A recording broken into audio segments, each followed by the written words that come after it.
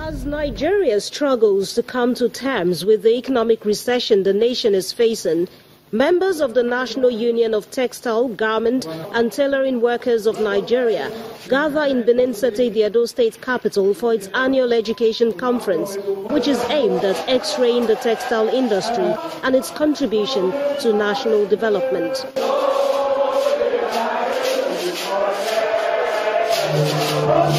First to speak is the national president of the union, John Adaji.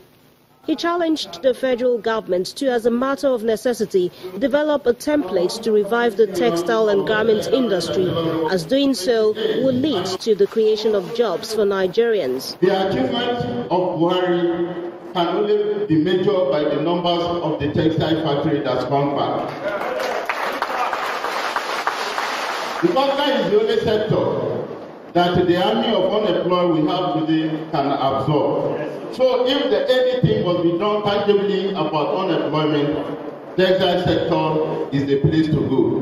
The General Secretary of the Union, Issa Aremu, identified power and the issue of smuggling as some of the factors responsible for the death of the textile industry, and says government must address these challenges to make the sector vibrant again. We must provide adequate electricity to run the industry. So the GENCO and the DISCOs, they have to deliver uninterrupted power supply. That's very, very important.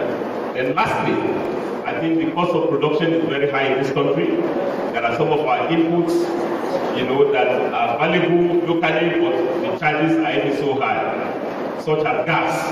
And lastly, I think we must control smuggling. It's very, very important.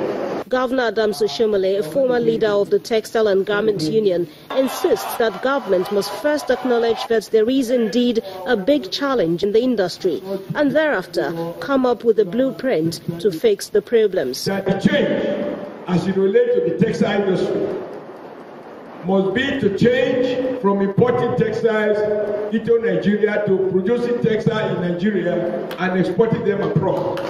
That is the change we must demand, and that change is realizable because as far back as 1952, the Premier of Northern Nigeria, Sir Ahmadu Bello, recognized that we should not be exporting raw cotton lint to Europe, that we should add value. That is how Kaduna Textile was set up. This is the 5th time that the union's annual National Education Conference is holding in Benin City since its establishment 28 years ago. And the opinion here is that results from discussions at this event would help improve the nation's economy if adopted by relevant authorities.